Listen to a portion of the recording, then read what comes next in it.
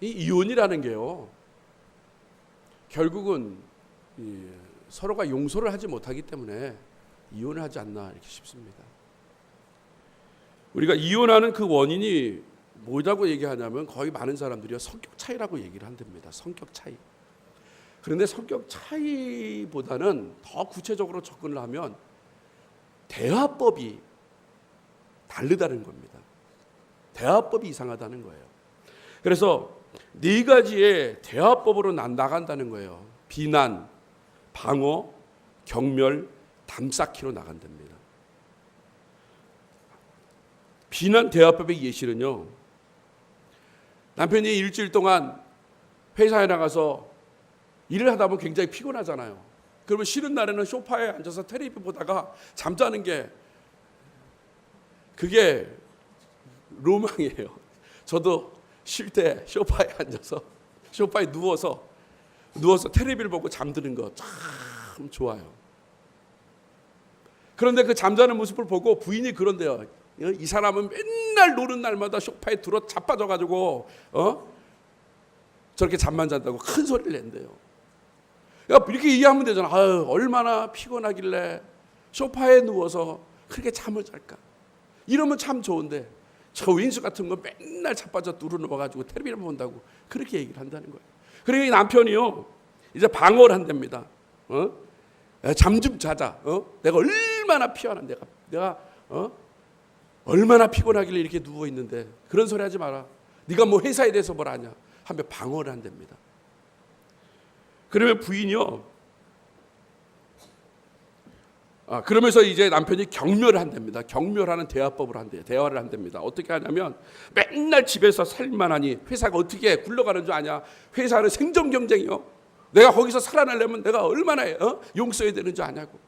그러면서 경멸을 한대요. 집안에만 있는 네가 뭘 아냐. 그러니까 이제 부인이요, 담을 쌓기 시작을 합니다. 그래, 잘났어. 네 잘났다.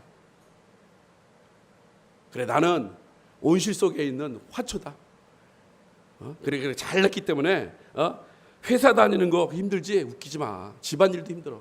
앞으로 평생 자빠져 누워서 잠이나 자고 평생 죽을 때까지 자빠져 자라고 이렇게 담을 쌓는 됩니다. 그리고 이것이 쌓이고 쌓이다 보면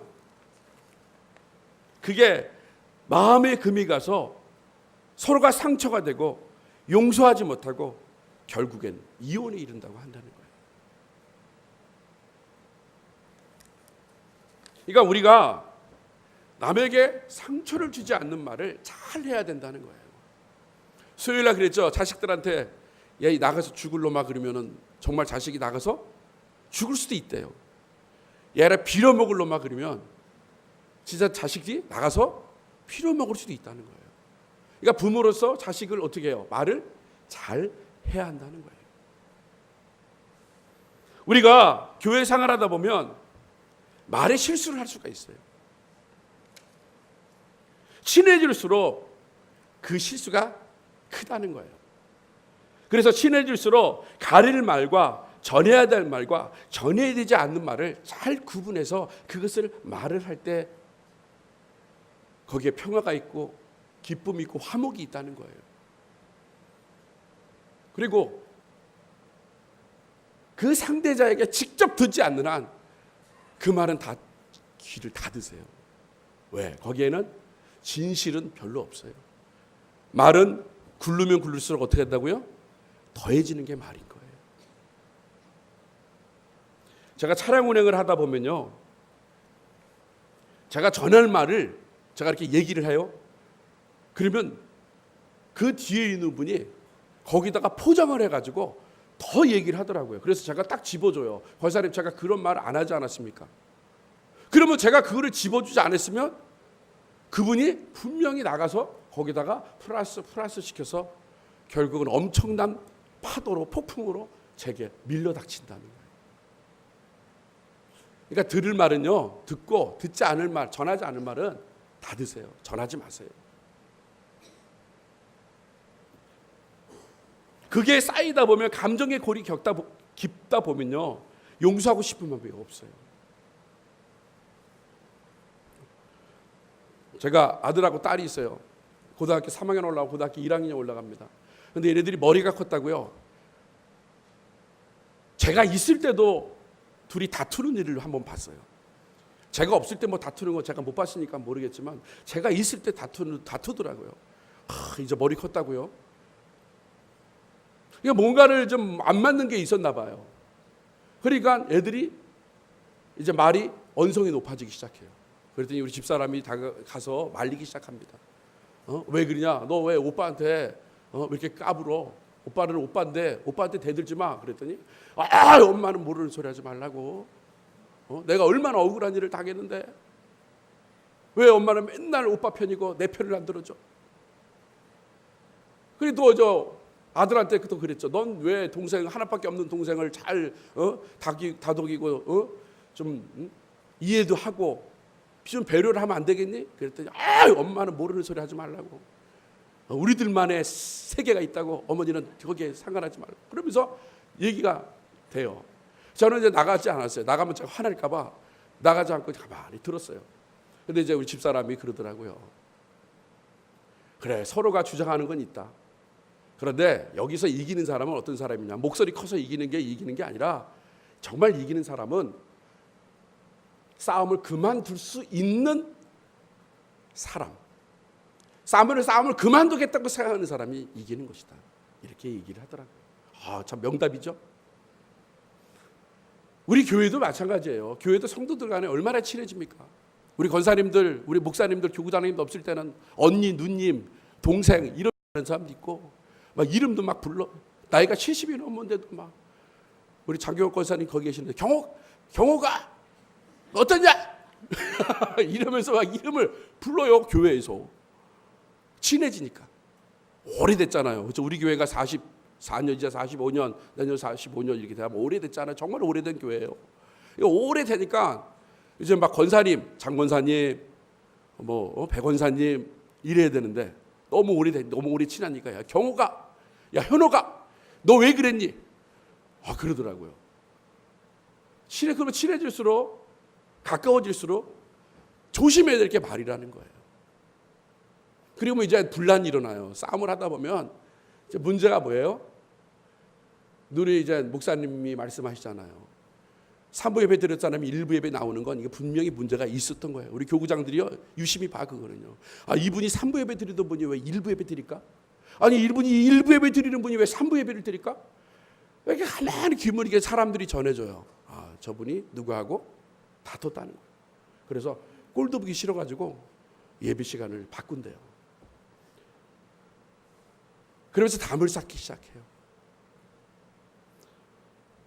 그런데 정말 중요한 건 뭐냐 하면요. 우리가 신앙생활하면서 우리가 꼭 기억해야 될 것이 용서할 수 있는 그런 마음을 좀 가졌으면 좋겠습니다.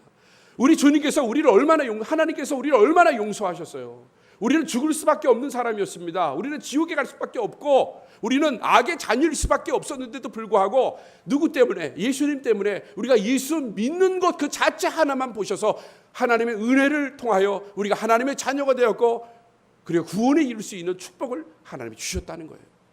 여러분들 뒤집어 보세요. 까뒤집어 보세요. 지금 박근혜 대통령을 하나씩 까뒤집는데 이거는 증명된 건 아니지만 지금 뉴스를 통해서 막 들어보세요. 아이고 정말 그럴까? 정말 그랬을까? 이런 생각이 들어요. 사람은요 높은 사람이나 낮은 사람이나 속은 다 똑같아요. 다 뒤집어 보면 다 까집으면요 다 냄새날 수밖에 없어요. 그런데 주님께서는 그것을 다 덮어주시고 용서해 주셨다는 거예요. 우리가 보통 생각합니다. 잘못한 사람이 먼저 사과해야지 내가 사과하고 이러잖아요. 그런데 진정한 사랑은요, 진정한 용서는요, 잘못을 안 했는데도 불구하고 상대방이 기분이 좀 언짢으면 먼저 가서 손을 내밀 수 있는 것, 이것이 진정한 용서고 진정한 성도의 모습이 아닌가 싶습니다. 바로 오늘 본문에 나오는 이 다윗의 모습이 바로 그런 용서의 모습, 그런 아름다운 모습을 우리들에게 보여주셨다는 거예요. 다윗은 정말 탁월한 지도력을 가지고 있는 사람입니다. 하나님께서 그에게 기름 부으셔서 하나님이 그를 탁월하게 만들어 주셨어요. 탁월하게 만들어 줬는데도 불구하고 그는 교만하지 않았고요. 그리고 국민들을 생각했고 백성들을 생각했고 우리 주님만을 생각했던 사람이에요. 정말 훌륭한 왕이었죠. 그리고 그 나라를 크게 부흥시켰습니다. 그동안 이스라엘을 괴롭혔던 수많은 대적들, 블레셋, 아말렉, 에돔, 모압, 암몬 족속들을요 모두 굴복시켰어요. 그래서 영토가 엄청나게 커졌습니다. 이스라엘의 대부흥의 시기였습니다. 그러면 보통 사람들 같으면요, 야, 내가 이런 일을 이루었다. 내가 이런 큰 업적을 행했다. 그러면 그 다음서부터 교만해지기 시작해요. 어깨가 올라가고 목에 기부 쐬가지고요, 이거 인사도 안 해요.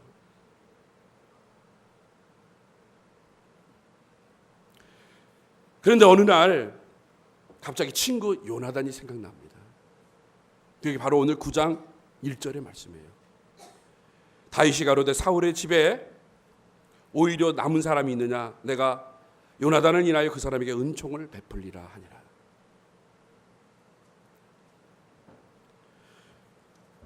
이 얘기 뭐냐면 죽은 사울 왕의 후손들을 다 찾아가지고 자기가 다 용서해 주겠다는 거예요. 여러분, 다윗과 사울 왕의 관계가 끔찍했어요. 관계가 사울 왕은 다윗이 점점 백성들에게 인기가 많아지는 거예요. 사울은 천천히요, 다윗은 만만이라는 소리를 들었기 때문에 이 사울은 질투가 굉장히 많은 사람이라 굉장히 질투했어요. 시기와 질투로 인해서 다윗을 계속적으로 쫓아다녀요. 죽이려고 합니다. 지금으로 얘기하면요, 철천지 원수지간이었다는 거예요. 그런데 그가 이제 왕으로서의 전성시대가 느꼈을 때 그가 교만한 것이 아니라 그가 먼저 생각했던 건 뭐냐면 사울 왕의 후손들을 찾아서 요나단을 인하여 내가 은총을 베푼다, 그들을 용서해 주겠다고 이야기를 하고 있다는 것입니다.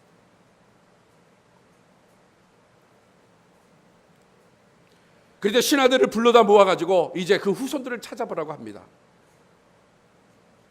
그러니까 그때 신하들이 수소문해가지고 드디어 한 사람을 찾았습니다. 요나단의 아들이 있다는 거예요. 그 아들이 바로 오늘 이 사무엘하 9장에 나오는 누굽니까? 무비보셋이라는 아들이 있다는 거예요.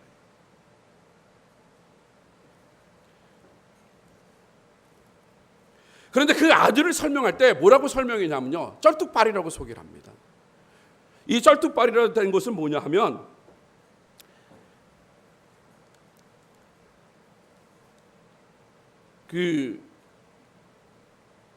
이 유모가 그 무비보셋을 안고 가다가 그 말에서 떨어뜨려 가지고 그리고 다리가 떨어져 가지고 두 다리가 다 못 쓰게 됐어요. 절뚝발입니다.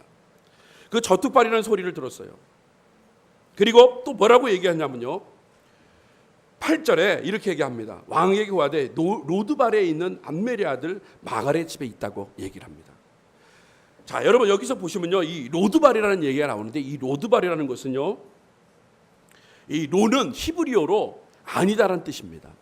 그리고 이 드발이라는 것은 목초지라는 거예요.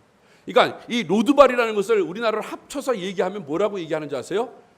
목초지가 아니라는 것입니다. 그러니까 목초지가 아니면 어디예요? 광야입니다. 지금 무비보셋은요, 이 다윗이 분명히 자기를 찾으면 죽을 줄 알고 숨은 곳이 바로 이 로드발이라는 곳에 숨었다는 것이에요.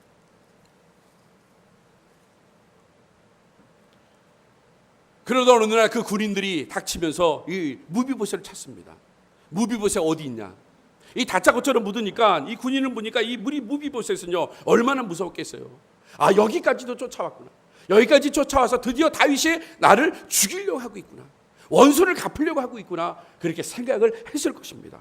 그런데 뭐라고 얘기하냐면요, 다윗 왕이 당신을 모시고 오라고 얘기했다는 거예요. 여러분, 원수는 어떻게 합니까? 포성절에 압송오래 묶여가지고 압송오래에서 끌려오는 것이 그게 역적에 대한, 원수에 대한 당연한 모습이에요. 당연한 처사입니다. 그런데도 그러지 않고 그를 데리고 오라는 거예요. 왕궁으로 데리고 오라는 얘기입니다.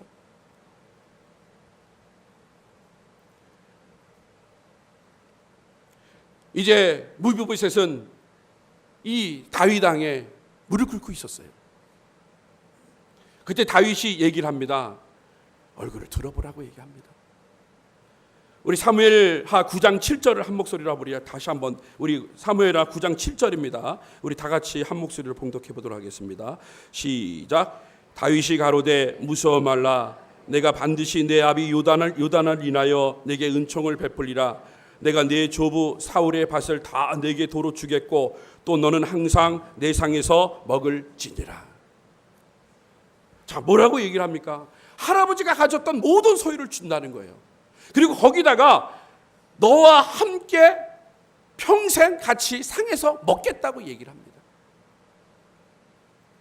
여러분, 다윗을 수십 년 동안 그렇게 괴롭혔던 사람이에요.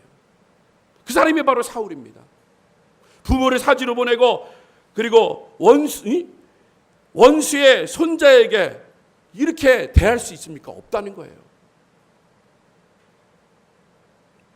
그때 이 말을 들은 무비보셋은요 8절에 이렇게 고백을 합니다. 우리 8절 우리 한번 봉독해 보도록 하겠습니다. 시작. 저가 절하에 가로되 이 종이 무엇이간데 왕께서 죽은 개 같은 나를 돌아보시나이까. 자, 지금 무비보셋은요 자기를 뭐라고 얘기합니까? 죽은 개라고 얘기를 합니다.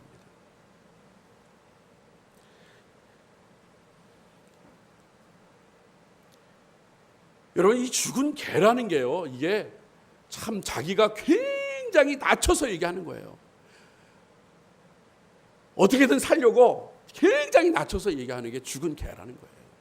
그런데 다윗은 계속적으로 뭐라고 얘기를 하냐면요, 무비보셋 하면서 그의 이름을 불러줬어요. 여러분, 사울 왕은 다윗을 부를 때 다윗 왕이라 부르지 않았어요. 뭐라고 부르는 줄 알았어요? 이새의 아들이다. 굉장히 비꼬는 얘기입니다. 그러니까 다윗을 인정 안 하는 얘기예요. 그냥 이새의 아들이다, 이새의 아들이다. 우리도 그러죠. 아유, 쟤 누구의 아들이야? 저러면 저렇지. 그러면서 뭐라 그래요? 그 말을 하잖아요.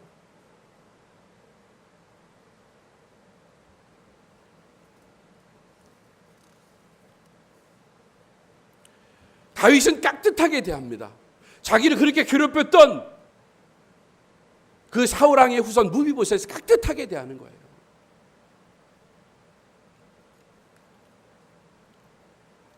여러분, 바로 우리들도 바로 이와 같은 사람이었어요. 여러분, 우리는요 죽은 개였어요.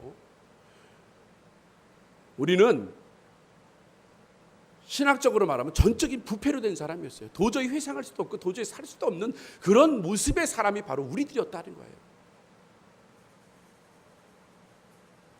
그런 우리들을 주님께서 십자가에 달려 죽으시고 말미암아 믿는 자들에게 하나님께서는 모든 죄를 다 용서해 주셨다는 거예요. 그러면서 오늘도 여러분들이 이름을 불러가면서 여러분들을 대하고 있어요. 누구누구 권사야, 누구누구 집사야, 누구누구 헌찰, 누구누구 성도야 하면서 이름을 부르시면서 하나님은 그 소리를, 여러분들의 소리를 다 들으시면서 여러분들을 인정해 주시고 있다는 거예요.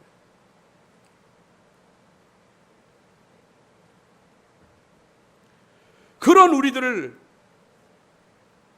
주님께서 살려주셨는데, 주님께서 용서해 주셨는데, 그런데 우리는요 용서하지 못하는 거예요. 다윗이 무비보셋에게 할 수 있는 세 가지가 있어요. 어떤 세 가지가 있냐면요, 보통 사람들 같았으면 세 가지를 아마 했을 것입니다. 첫 번째요, 복수할 거예요. 복수는요 행한 대로 갚는다는 것입니다. 행한 대로 했다면 무비보셋은 맞등이 죽어야 합니다. 그리고 두 번째는요 법대로 하는 것입니다. 법대로 한다면요 다윗은 무비보셋을 재판에 붙여 할아버지의 모든 소유를 국가로 환수하고 남은 가족은 다 처형해 버리는 거예요. 왜? 원수지간이기 때문에. 우리나라에 옛날에 그랬죠. 역적모의를 하면은요 왕이 자기 자리를 지키기 위해서 그 가족들을 몇 족을 멸한다고 그래요. 3족을 멸한다고 얘기해요. 죽을 수밖에 없는 상황입니다. 그런데 다윗은요 그렇게 하지 않았어요.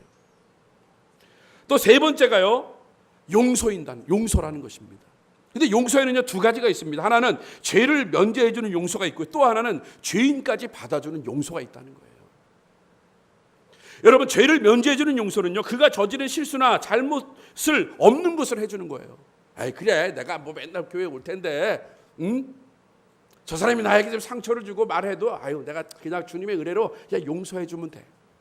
그러니까 용서를 했어. 이거는요 다 할 수가 있어요. 그냥 내 마음속에 다 용서해 잊어버릴 거야. 그건 용서예요. 이것도 용서예요. 그런데 중요한 건 뭐냐 하면요 그 사람까지 용서해야 된다는 거예요. 이게 진정한 용서라는 얘기입니다. 저 사람 안 보면 돼. 내가 저 사람하고 말 안 하면 돼. 말 안 섞으면 돼. 근데 우리가 이 차원까지 올라가기가 너무나 힘들어요. 그런 모습, 그런 가운데 있다 할지라도요, 우리가 그 애를 붙잡고 그를 진정으로 용서할 수 있는 사람. 그래서 보더라도 웃을 수 있고, 보더라도 지난 것은 다 잊어버리고 그 사람과 대화할 수 있는 것. 그리고 주님께서 맡겨주신 그 사명을 감당할 수 있는 것, 같이 감당할 수 있는 것. 이것이 바로 진정한 용서라는 거예요. 그런데 우리는 그러지 않아요. 그냥 잊어버리면 돼. 그냥 까짓거. 안 보면 되지. 그래서 대화를 딱 끊어버리는 거예요. 그런데 우리 주님께서는 그러지 않았잖아요. 우리 주님께서는 죄를 용서해 준 것뿐만 아니라 그 용서해 줌을 통하여 우리를 사랑하시고 우리를 구원해 주시고 우리를 하나님의 자녀로 삼아 주셨다는 거예요. 그런 은혜를 우리가 받고 살았는데, 그런데 하나님을 믿는 백성들, 그 믿는 백성들이요 그 주님의 모습을 배우고 주님의 모습을 따라가야 되는데 그러지 않는다는 거예요.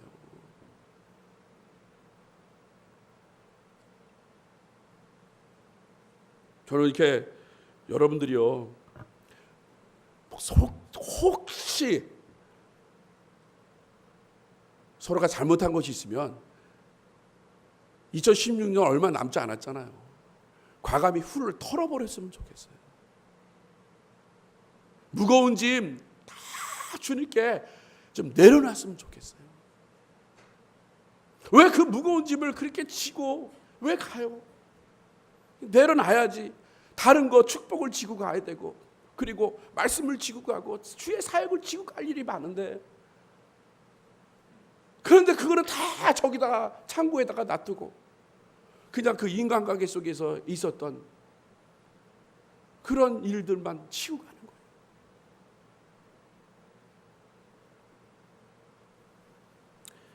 다윗이요 자 그런 모습을 보여준 거예요. 자 한번 다윗이 오늘 말씀에서요 이 9장에 있는 이 말씀 속에서요 4번이나 반복해서 나오는 말이 있어요. 그게 뭐냐 하면요 먹으리라는 얘기예요. 먹으리라. 자 7절에 보니까요 우리 7절에 이렇게 나옵니다. 그 뒤에 7절 하반절에죠 너는 항상 내 상에서 먹을지니라. 10절에 보니까 또 뭐라고 얘기를 합니까? 10절에서 자 무비보셋은 항상 내 상에서 먹으리라. 그리고 11절 말씀을 또 뭐라고 얘기합니까? 왕자 중 하나처럼 왕의 상에서 먹으리라. 먹으리라는 말을 계속해요. 또 13절입니다. 13절에 또 뭐라고 그럽니까? 무비보셋은 항상 왕의 상에서 먹음으로. 자 여기서 이 먹음으로라는 것이요 뭡니까? 4번이나 반복되는데 왜 이게 중요한지 아세요? 여러분 미워하는 사람하고 같이 밥 먹고 싶어요? 원수진 사람하고 같이 밥 먹고 싶어요? 밥은 누구랑 먹는 거예요? 사랑하는 사람하고 그리고 관계가 잘 형성된 사람하고 같이 밥을 먹어요. 그래야 체하지가 않는다는 거예요. 다윗은 지금 계속 먹으리라 그러면서 죄도 용서하고 그리고 그 사람도 용서하는 거예요. 다 받아들이는 거예요. 몰라 제가 미운 사람이 있으면 모르겠어요. 있으면 제가 가라오면서 전도사역팀 오늘 회식 있으니까 오늘 밥 먹으러 오세요. 그러면 안 오는 분들은 저를 꼴보기 싫어서 안 오시는 건가요? 그리고 이렇게 인사를 하더라도요 일단은 막 이렇게 웃고 이렇게 인사를 했는데 이렇게 인사도 잘 안 하고 이제 그런 분들이 계셔. 그러면 저는 어떻게 해요? 가서 먼저 웃어요. 웃으면서 손을 잡아주려고 노력을 해요. 저는 우리 성도님들이 좀 그랬으면 좋겠어요. 성도님들이 오늘 다윗처럼 원수진 지갈이 있다 할지라도 용서하고 죄만 용서한 것이 아니라 그 사람까지 받아들일 수 있는 그러한 우리 성도님들이 됐으면 좋겠어요. 그래서 우리 교회가요 얼마나 좋습니까? 저는 우리 교회를 자랑하고 다녀요. 우리 교회 얼마나 행복한 교회입니까? 우리 교회요 정말 아름다운 교회예요. 우리 교회 성도님들 정말 착합니다. 우리 교회 성도님들 참 믿음이 좋습니다. 저는 그렇게 다녀요. 왜요? 그런 교회니까요.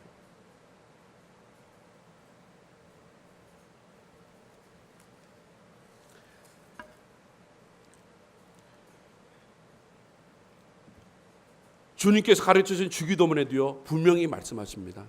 우리가 우리에게 죄진 자를 사하여 준 것 같이 우리의 죄를 사하여 주옵소서. 뭐가 먼저 선행이 됩니까? 우리가 우리에게 죄진 자를 사하여 준 것 같이 그 용서가 선행이 돼야 돼요. 내가 잘못한 것이 있어 하나님 앞에만 나와가지고 아버지 용서해 주옵소서. 그거 하기 전에 먼저 누구요? 나에게 상처를 준 사람, 내가 좀 실수해서 말을 내서 그 사람이 상처를 받은 사람, 그 사람을 가서 서로 화합하고 용서할 수 있는 거예요. 그런 다음에 주님께 사해달라고 기도해야 된다는 거예요.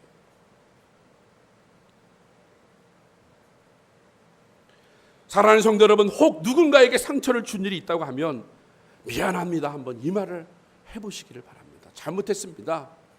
상처를 받았다면 용서해 주십시오 라고 한번 얘기를 해보세요. 또 적극적으로 얘기합니다. 비록 나에게 상처 주는 사람이 있으면 자존심이 상하더라도요 먼저 손을 내밀기를 바랍니다. 과감하게 내미세요. 오해가 있었습니다.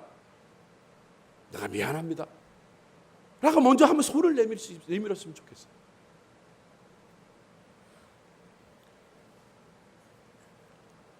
그래서 2016년 얼마 남지 않았으니까 훌훌 털어버리고 2017년을 준비하면 참 좋겠습니다. 이 하루 하나를 통해서 이제 말씀을 맺히도록 하겠습니다. 진짜 있었던 일이에요. 개척교회를 하는 목사님이요 중고 소형차를 타고 가다가 앞에 있는 차가 급브레이크를 잡은 거예요. 근데 그 차는 벤츠예요. 그 벤츠는 얼마나 제동력이 있습니까? 차가 좋으니까 쫙 잡았어요. 그런데 이 목사님이 중고차 소형차니까 브레이크를 빡 밟아도 이 제동력이 떨어져가지고 그래서 뒷범퍼를 빡 박았네. 또 벤츠가 얼마나 또 튼튼한 차예요. 독일 차라. 나와서 봤더니 벤츠는 뒷범퍼만 조금 이렇게 찌그러지고 이랬는데 목사님 차는 완전히 앞에가 다 이게 다 찌그러진 거예요. 그때 상대편 벤츠차에서 그 벤츠 운전하신 분이 나오면서요 이렇게 얘기합니다. 명함을 주세요. 그랬더니 이 목사님이 너무너무 죄송한 거예요. 그분이 나오자마자 90도로 인사하면서 아이고 잘못했습니다. 제가 잘못했습니다. 제가 거리를 유지해가지고 그 사장님의 차를 내가 받지 말아야 되는데 제가 너무너무 잘못했어요. 그러면서 이 목사님이요 사과를 너무나 많이 한 거예요. 그래서 명함을 딱 주고받고 난 다음에 그 기사님이 그러는 거예요. 그 운전하시는 벤츠 운전자가 그럽니다. 목사님이세요? 일단은 명함 받았으니까 지금 차를 빼서 이 교통이 원활하게 돌아가야 되니까 제가 연락을 드리겠습니다. 그래서 이제 보냈어요. 그래서 운전자는 갔고요. 차는 폐차시킨 게 당연하잖아요. 그런데 시간이 지나도요 연락이 안 와요. 이 목사님은 이제 새벽마다 기도하는 거예요. 왜 연락이 안 옵니까? 이게 빨리 해결이 돼야 내가 마음 편하게 기도도 하고 찬송도 하고 설교도 할 텐데 왜 조마조마해? 여러분 벤츠가 범퍼만 나가도 몇백만 원 나오잖아요. 견적이. 그런데 어느 날 교회 앞에 주경차 한 대가 서 있는 거예요. 임시 번호판 달려있는 주경차 한 대가 서 있는 거예요. 그러더니 그 영업사원이 그걸 이제 탁송을 했나 봐요. 배달을 했나 봐요. 그러면서 편지 하나를 주더래요. 그 편지에는요, 이런 내용이 있답니다. 지난번 사고 때 만난 집사입니다. 벤츠 운전자를 했던 분이요, 집사님인가 봐요. 그 신사도 이제 교회를 다녔죠. 그러면서 또 얘기합니다. 저도 어릴 때부터 교회 다녔는데 저도 조심했어야 하는데 제 잘못이 큽니다. 제 큰 차가 목사님의 작은 차를 찌그러뜨린 것을 보고 돌아가신 어머니가 생각이 났다는 거예요. 아마 어머니가 주의 종을 깍듯하게 대했나 봐요. 그러면서 뭐라고 또 내용이 있냐면요, 자동차가 없어졌으니 타고 다니실 것 없을 것 같아 새 차 한 대를 제가 보내드리겠습니다. 이거 타고 다니시며 신방하시고 목회하십시오 라고 새 차를 보냈다. 여러분, 여기에 핵심 내용이 뭐죠? 정말 자기의 잘못을 인정하고 용서를 구하면 우리가 생각하지 못하는 것 이상으로 하나님이 채워주신다는 거예요. 여러분, 우리들이 삶 가운데 얽히고 섞이고 있는 문제들이 있습니다. 그런데 이런 문제들을 왜 나는 잘 안 되지? 왜 이럴까? 다른 분들은 기도하면 정말 하늘문이 뻥하게 열려가지고 그냥 막 하늘복을 쏟아 주어주시는데 왜 나는 잘 안 될까? 한번 보세요. 뭐가 있는지. 그래서 엉켜진 실타래가 있으면 그 실타래를 푸세요. 그리고 과감하게 가서 잘못했습니다. 미안합니다. 정중하게 사과하고 자기 잘못을 인정하면 하나님께서는 그것을 보신다는 거예요. 하나님께서 그것을 보셔서 그 이후에는 하나님께서 우리가 감당하지 못하는 것, 우리가 생각지 못하는 것 이상으로 하나님께서 채워주신다는 거예요. 바로 그게 소통이라는 거예요. 그래서 우리 권사님들 그리고 우리 모든 성도님들이 이제 2017년 정유년을 이제 시작을 합니다. 탈탈 털어버리세요. 훌을 털어버리고 새 출발하시고 정말 2017년 한 해는 바로 하나님께서 여러분을 주신 한 해라고 생각하면서 더욱더 열정을 다하고 더욱더 적극적으로 사역 감당해서 우리 우이제일교회가 하나님의 은혜 가운데 더 큰 부흥의 역사를 이룰 수 있는 그 축복을 여러분들이 이룰 수 있는 그런 축복이 있기를 주님의 이름으로 축복합니다.